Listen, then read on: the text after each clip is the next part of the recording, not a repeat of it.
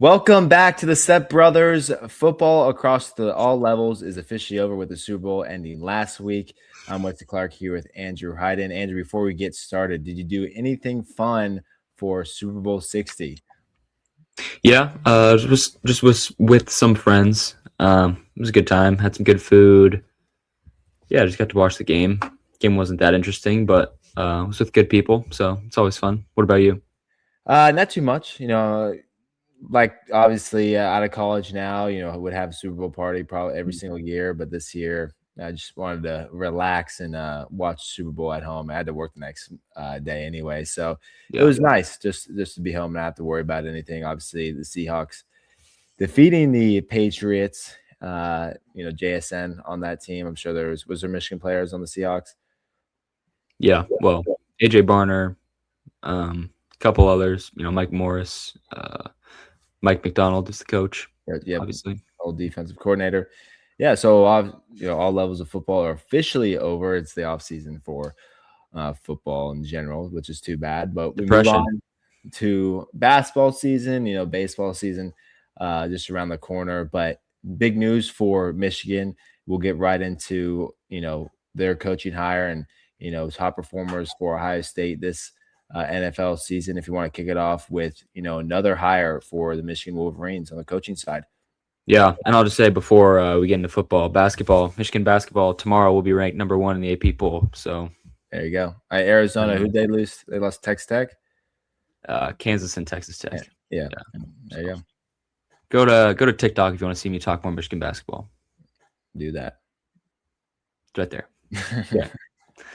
All right. So Michigan hired Larry Black, the Vanderbilt defensive line coach and co-defensive coordinator, as Michigan's new defensive tackles coach. This happened a couple of days ago. I think it was yesterday. I think it was yesterday morning that Pete Thamel broke the news. And I really like this hire, not just because of who Larry Black is, but we'll talk about it and why I think he's a good fit, but just because of how I think Kyle Whittingham has approached his hiring process in general, how he's approached his staff. I think it's been a complete 180 from Sharon Moore. I think it's been really positive. So Black will start, obviously, Vanderbilt's defensive line coach for the past 4 years. He was named the co-defensive coordinator in 2025, I think, for the 2025 season. He also made a stop for a short while at Toledo, coaching their defensive line. He played at Indiana. He was a defensive tackle at Indiana. He has really, he's been known to recruit the Midwest really well, especially the Detroit area is what a lot of the Michigan insiders are saying, which is really good in the case, with Michigan's current staff, where that was something people were a little bit more concerned about with the staff coming from more like the Utah or out west.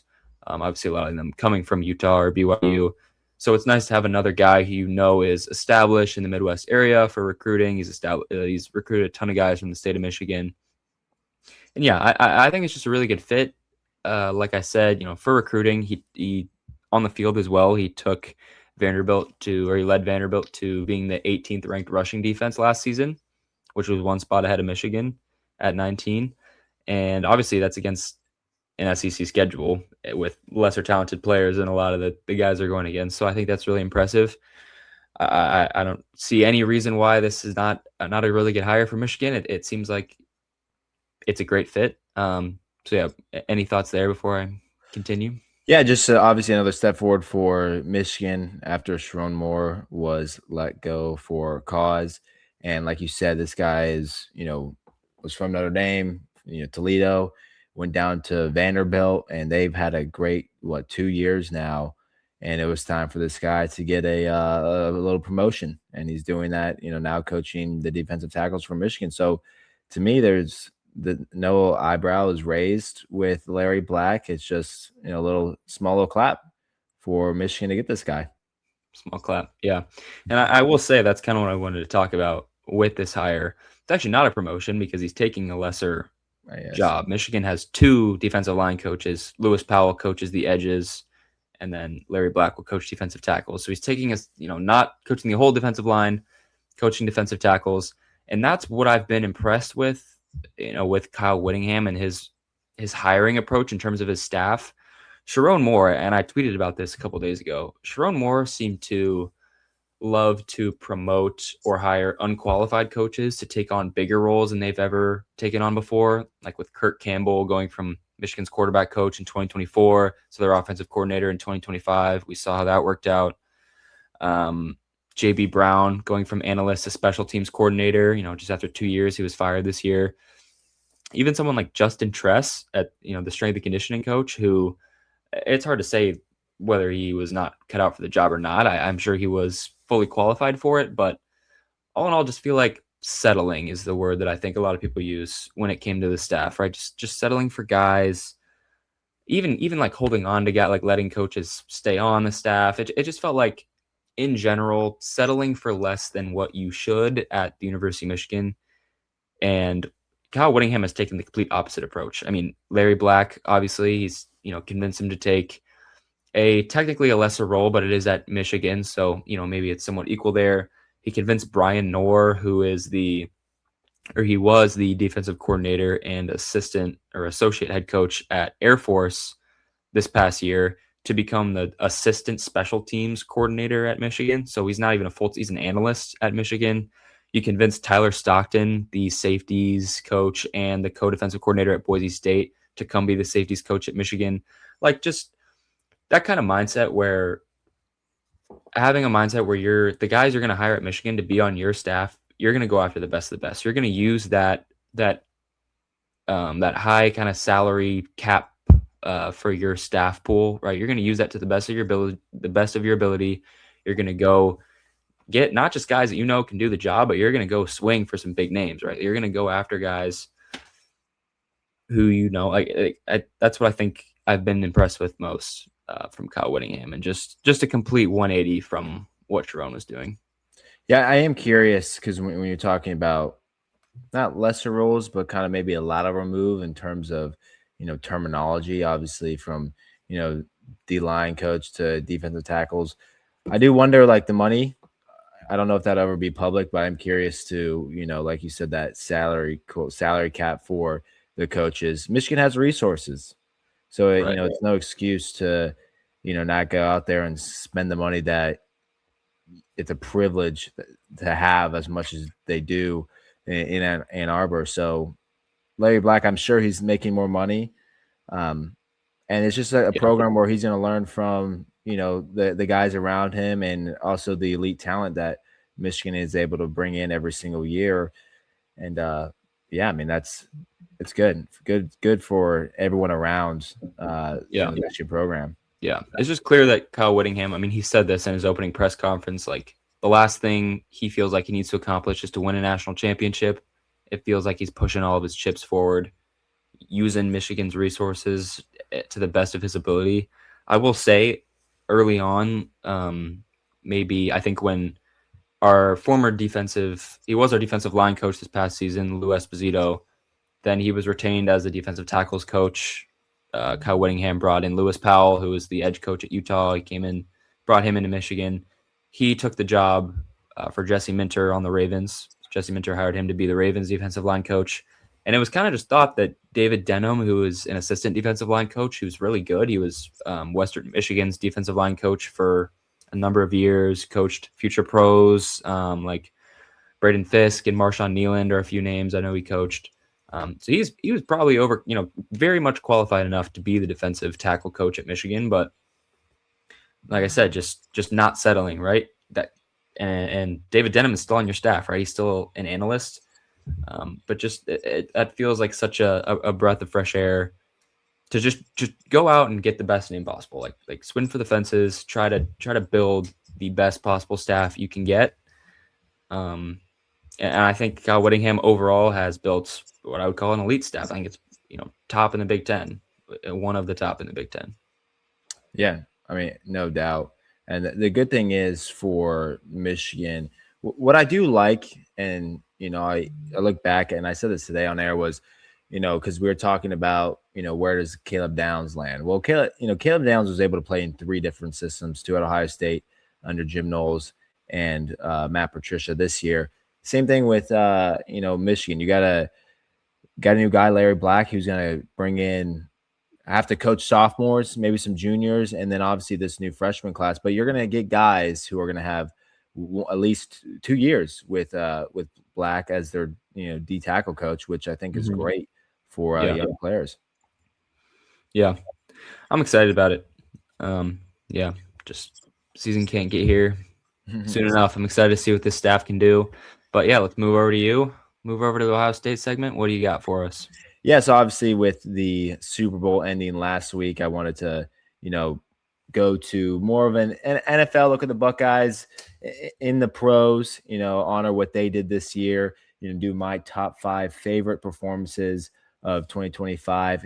This is probably not the top 5 players that Buckeyes this year, but what the situation that these players were in, their age and what they could look like moving forward. Honorable mention will go to Travion Henderson. Obviously a phenomenal year. He didn't start the year really seeing the field, but obviously, he 1,000 yards he got to, including the playoffs, and made the Super Bowl.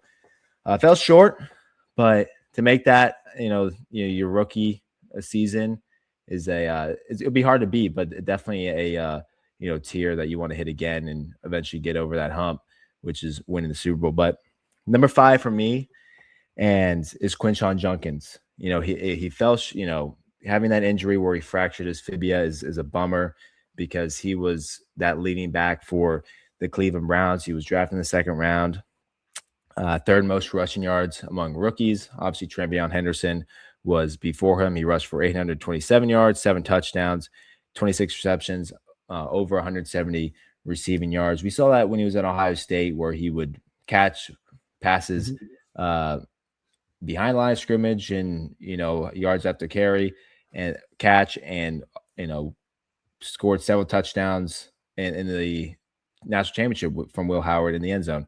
So it was great to see him. Obviously a bummer just a gruesome injury. It was too bad to see that, but if he can get back to what he was this year when he was healthy, he's having a good career. I don't know if you saw any of his highlights this year, Andrew.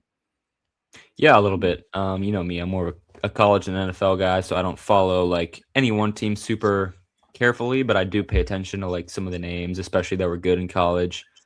Pay attention to like more individual players, if that makes sense. So yeah, he was having a good year. I forget how many games in that was that he got hurt. Do you know when that? I believe it was week 14.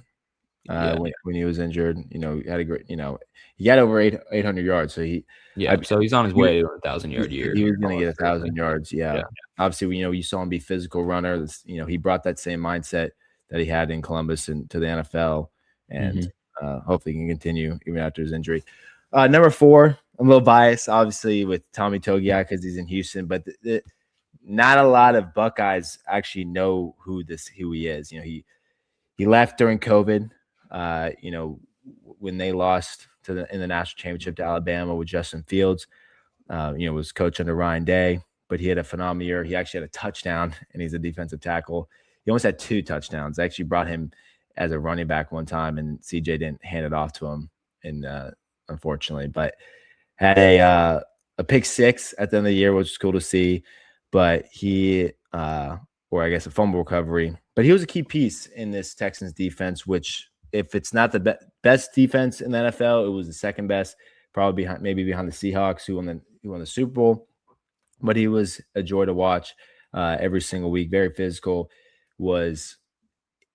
He is what I want Caden McDonald to be in the NFL. Just very physical. He's a big dude who's just very athletic. Yeah. I mean, it's hard to obviously highlights for D tackle names, but his name was said a lot. And that's a big thing for D tackles because they don't get as much media coverage like edges, like Chase Young and Aiden Hutchinson and the Boza brothers. But Togiai had a phenomenal year and was just a huge piece that was able to get Houston over the hump on the defensive side.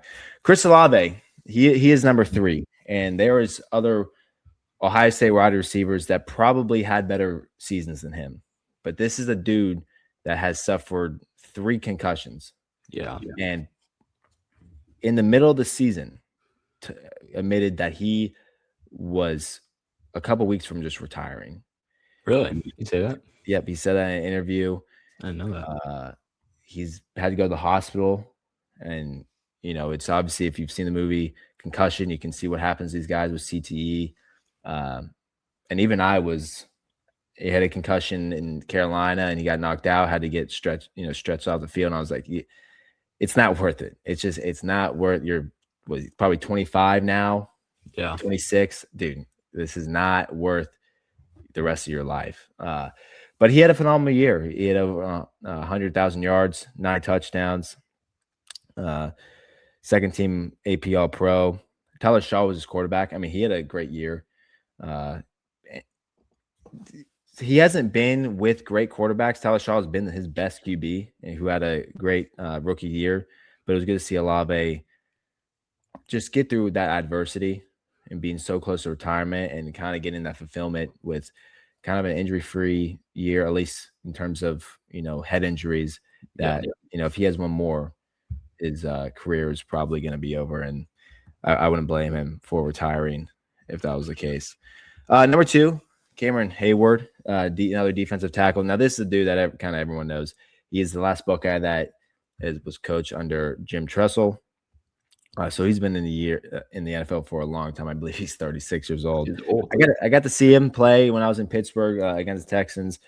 He got a sack. No, he didn't get a sack, but I believe he didn't tackle CJ, but he had a good year. He had a good game against the Texans when I got to see him. Led all NFL defensive tackles with 78 tackles. Top graded D tackle, second team AP All-Pro. And then, he won the AFC North. I mean, he is a first ballot Hall of Famer. I mean, you would assume after we saw with Bill Belichick, who won 8, 9 Super Bowls. He wasn't a first ballot, but Cameron Heyward, with what he's done, and he's won 1 Super Bowl with the Steelers, and another just a great year. It's gonna be too bad when I see him retire, because he's kind of the last piece of that Jim Tressel era. Yeah. Good to see him just continue rolling. My final one is going to be very obvious. The offensive player of the year, a Super Bowl champion, Jaxon Smith-Njigba, JSN. Say again? Shocker is what I said. Shocker. Yes, shocker. Led the NFL in receiving yards, 10 touchdowns, had a great playoff as well. Almost 200 yards, 17 catches in 3 games. He ended up leaving the Super Bowl briefly, had to go to the locker room because I believe a foot injury. He was so close to having a touchdown in the Super Bowl. I had tweeted out that I was going to get a jersey if he scored a touchdown. When Darnold threw it over his head? Well, he underthrew him. That was almost picked up by Gonzalez. But he also did overthrow him as well. So I'm thinking about the one early in the game. Yeah. So he was very close to scoring another touchdown in the NFL. Let's see. He obviously he was wide receiver 2 for a while. I don't know why I'm blanking on his name. That was with Seattle. Now he's with Pittsburgh. The wide receiver. Metcalf? Metcalf. Yeah, DK Metcalf. Kind of had all the shine when he was in Seattle. Obviously, a veteran, but JSN, his 3rd year, and outperformed every offensive player. I mean, I guess except Matt Stafford. It's kind of funny how that works with Matt Stafford, offensive player, wins the MVP, even though he didn't win the offensive player of the year. But JSN, obviously another branch of that Brian Hartline family of wide receivers, and good to see him just absolutely roll. Outperforming Puka Nacua, who's just behind him in yards, and then get another award for these Ohio State players. But out of these, these 2 I guess, well, JSN, I'm curious. I'm not sure if he played if you got to see him play, but what do you think about his year?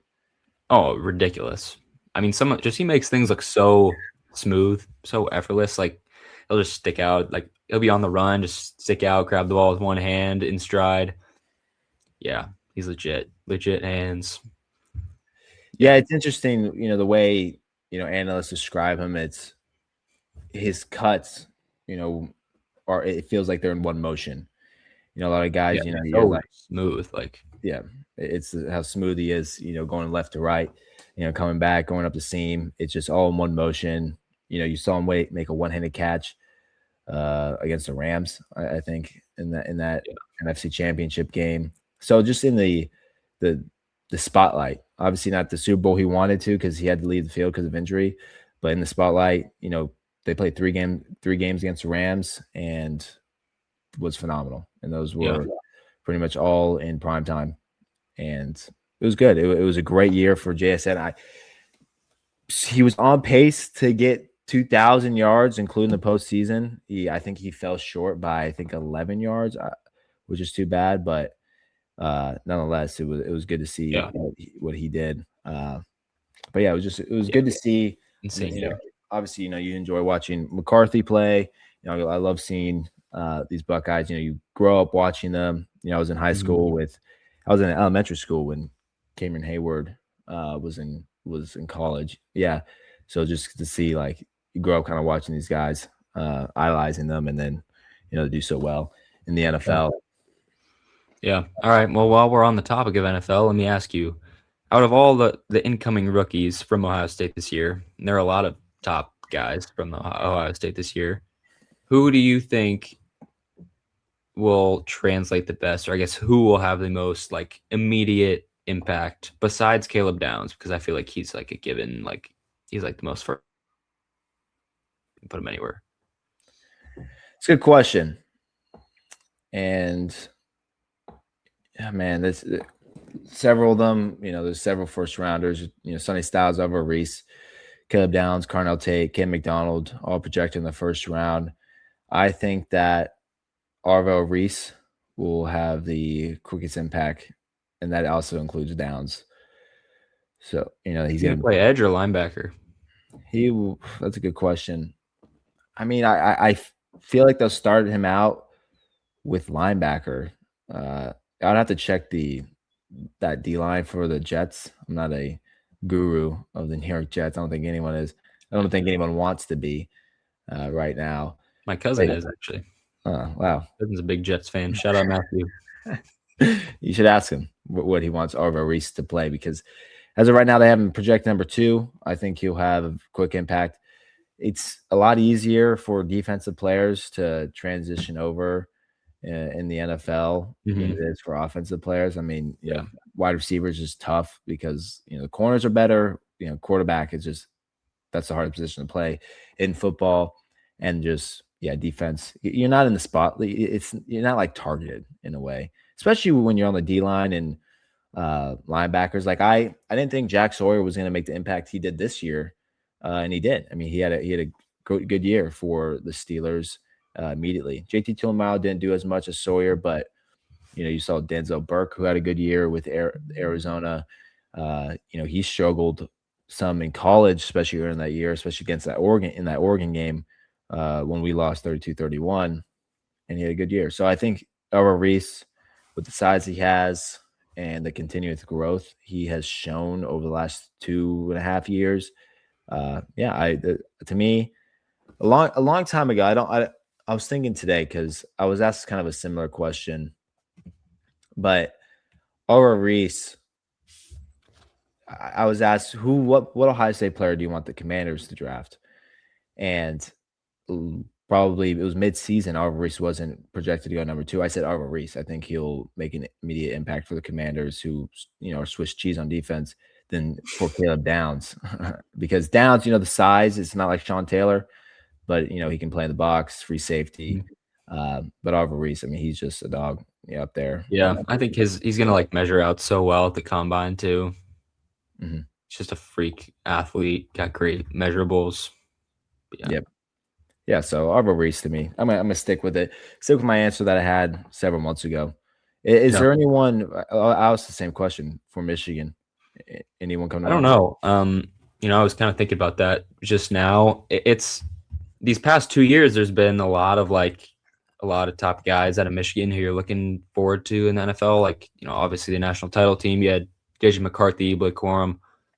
This more high-end talent out of that 2024 team with Mason Graham, Will Johnson, Colson Loveland, Kenneth Grant. But this year, it's really not a a hefty draft class from Michigan. There's actually, for the first time in a long time, a Michigan offensive lineman hasn't been invited to the combine. So none of the senior linemen were invited. So Marlon Klein, I think, is one that could actually shine in the right system. Like, guys talked about him like he was very similar to Colson Loveland athletically, and he is a very good athlete. And he's like, I think he's 6'6", good blocker. So I think maybe you could see him kind of make an impact in the same way that AJ Barner did for Seattle. Mm-hmm. Other than that, I just don't know. I think a lot of Michigan's players are still on the roster. I think they're all, all young guys. So yeah, I mean, that's the thing, with Michigan being so young, and we'll go over. I know I'll go over next week about players invited to the combine. There was one player you'd be shocked that got invited. I was James Fielding. No. He got shipped off to Australia. Mason Maggs. I think he's actually going to quarterback somewhere. No, CJ Donaldson. That's not that surprising, is it? I think it is. He's like running back too on Ohio State. Not even. Isaiah West was. There's the kind of the freshman took over. Honestly, I would have put Donaldson at the fourth wide receiver, running back for Ohio State this year with obviously Bo Jackson, Isaiah West, James Peoples, who's now at Penn State, and then CJ Donaldson. I mean, the thing is, I thought he was just terrible, and I watched him. I think it was the Shine Bowl where they play down Dallas. Facility. He was in it, and he was not good. So I'm kind of surprised he's getting an invite. I don't. He'll go undrafted. I think he'll go undrafted. Actually, one that I just remembered. It's kind of hard to remember all these guys at the top of your head, but someone that was doing really well in the Shrine Bowl was Derek Moore at edge. I forget who. That's right. I did see him. He put the top one of one of Oregon's best tackles, something like that. He was putting in work. Like, he is he can be a very good pass rusher. It's just kind of like the all around skill set that I think is more of a thing with him. Jayshawn Barham is one that I think is going to climb based on measurables because he's a freak athlete and he's tall. I think it was a mistake to put him at edge this year. I think they should have kept him at linebacker. He would have probably put up a lot more impressive stats, but the linebacker room just was already kind of loaded and edge was a little bit thin. So that's one that I think could be like a combine climb, like as we start to get closer. Rayshon Benny also at defensive tackle. Sorry, now I'm just kind of remembering all these names. Yeah. Just those are guys that have I think just high potential, raw, just physical ability that I think, a team could take a chance on. But do you know how many players got invited to the combine? I think it was 9. Yeah. Bredesen got invited. Donovan McCulley got invited. I think that was the only guys on offense. Yeah. No, Caden Curry got invited. I wasn't surprised at all. I think he'll go around 3rd or 4th round. He's kind of, to me, wasn't as good as Jack Sawyer. Technically, I guess he's not really known around Columbus like Jack Sawyer is. But yeah, I think he'll have solid impact in the NFL. But I'm going to go over that next week. Yeah. One last thing before we get out of here: the Big Ten pitched a 24-team playoff. God.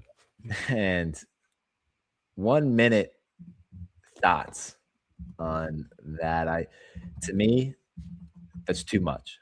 That is too much for me. I am okay with 16 teams. I think that's fine. Giving it's the whole. You're giving more teams opportunity. That's fine. 12. We saw. I know you disagree with the group of 5, but 24 teams. I mean, that is for football. You're talking about expanding the schedule even more. Or just cramping it to the point where it could cause injuries. But yeah, go ahead. Yeah, I'll say I saw there was a proposed model. I forget who proposed it for 16, but it was a little bit different than what I thought. It was there's play-in games basically. So 13 plays 16, 14 plays 15. I think that's fine. I don't have a problem with that. Because that gives you a 14-team playoff with just an extra round, but 24, like that's so. And I think I saw that it was like still only one group of 5 team, if I'm correct. I didn't look too deeply into it. I think it said it was like a 23 plus possibly. 1 model, something like that. Yeah, that the whole 14 plays 15 model. Here's the thing.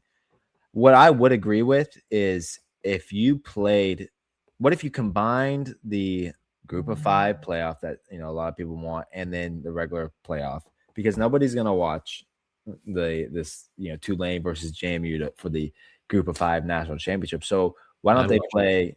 Yeah, sure, I would too, but not our. I'm not who we're talking about here. I get it. The general public will not watch that. Right. I mean, they didn't even watch the Oregon game when they played. So what if you played JMU, Tulane, those teams that are competing for that spot, they play in that game and then they earn the spot. I mean, is that, or are you still kind of against that? Because you're still increasing the spots if you go up to 16 for it's kind of like the 16 seed, or it's the first 4 in a way. Yeah. If you had a first 4 in the playoff. Yeah, but 24 is too much. I saw there was like someone posted on Instagram something that said like, oh, what would this model have looked like this past season? And like Michigan and Iowa were both in the playoff. If you made me, like, I did not want to watch my team play another game under Sharon Moore. Please, like, you could not, please. I would have gouged my eye out if I had to watch them play another legit game after that Ohio State game. If that team did not deserve, you're talking about like preseason ranking and schedule at that point. Like, if you're preseason ranked number 1, you can go like 8-4 probably and still like sneak into the 2014 playoff. Yeah, I mean, and that's the thing with these playoffs, and you'll see it, and you see it obviously in the NFL. It's tough because you do see it in pro sports. Obviously, you see it in March Madness with so many games being played, but the blowouts are impossible. I think if you get to 24 teams, then it's just, who cares? Honestly, it's going to make that every single year. There's no pressure. Their name is going to get them in the top 15 minimum, even if they lose 3 games. Also, who cares if you lose 3 games anyway? Yeah. I mean, the regular season to me is now you're just milking down the importance. But I mean, 2014, too much. I'm fine with 16. Don't agree with it. Fortunately, I don't. I think a lot of people don't agree with it. So I don't think the SEC agree. They did not agree with it. The Big Ten said we'll agree to 16 if you agree to the 24, and they're like, no, which a rare agreement for me in the SEC. Yeah, 24 teams is too much. Well, but common Tony Petiti L. Sure, that is true. Yeah. Are you gonna get that trifecta national championship shirt? Yeah, it's in the mail. Sweet. We can wear that next week. What we're talking about is Michigan, Ohio State, Indiana shirt that the Big Ten was selling. It was. Are you looking at a picture? It's first off, why would any Ohio State or Michigan fan wear that? It's like you're celebrating the biggest rivals in sports national championship title. I would never wear that. I don't care for Indiana, so I just wouldn't wear that either. If they had a Ohio State Indiana shirt of back to back, I still wouldn't wear it because I don't care. Ohio State lost, and if you're not first, you're last. In my opinion, here it is. Yeah, that almost gone. How is that possible? Sorry, I was muted. I'm not repping a conference, bro. I'm not repping that. I'm not Lane Kiffin. I do not root for a conference. You can't root for a conference when you're a top team in the conference. Like if you're Rutgers and you want to root for the Big Ten, that's fine. Sure. But that doesn't like. I don't. Yeah, I definitely am not wearing the Ohio State logo on my chest either. Yeah, no thanks. Yeah, so no, that's a no for me. Yeah. I did see someone on Twitter that bought it though. Yep, I saw that too. Got clowned. I hope that's a bit. Praying, probably a Maryland fan. That's all right. It could be if you're an Indiana fan, maybe. I still no because you just buy an Indiana shirt. Yeah, you just won the national championship. You can just buy your own merch. Whoever came up with that should be fired. But yeah, all right. I agree. All righty. Well, this is good. It was good. Football's officially over. and move on. Baseball season started. I know you're enjoying the Michigan season more than I'm enjoying Ohio State basketball. I don't know if you saw the quote by Gus Johnson yesterday. Yeah, I did. After the 4-point loss to UVA. It's tough for me to see that. But maybe it's true. I would have to see the funding for Ohio State basketball, but that's very much when you. I mean, I think they still like pay. Of course, you don't think like Janai Mobley has. Yeah, I mean, Thornton wouldn't be there if they weren't paying him. It was bad. Yes, coach is bad. It's just it's terrible. But I hope you guys make the tournament though, because then maybe Dealer keep his job, and then you'll never beat us again. So probably not. It's been tough. Anyway, like, subscribe. Let us know your thoughts on Super Bowl, top performers this year for Michigan, Ohio State in the NFL, possible breakout players in 2026 that we talked about last week. Go watch that episode and go follow us on Twitter, TikTok. Andrew loves his TikTok and tweeting. I do a little more than I do. But yeah, it's fun to see your tweets. But yeah, any last words of wisdom? No, yeah. Go follow the TikTok. I'll be posting like as basketball season's heating up. I might even post about some other teams because I watch a ton of college basketball. But yeah. All righty. Well, we'll see you next week.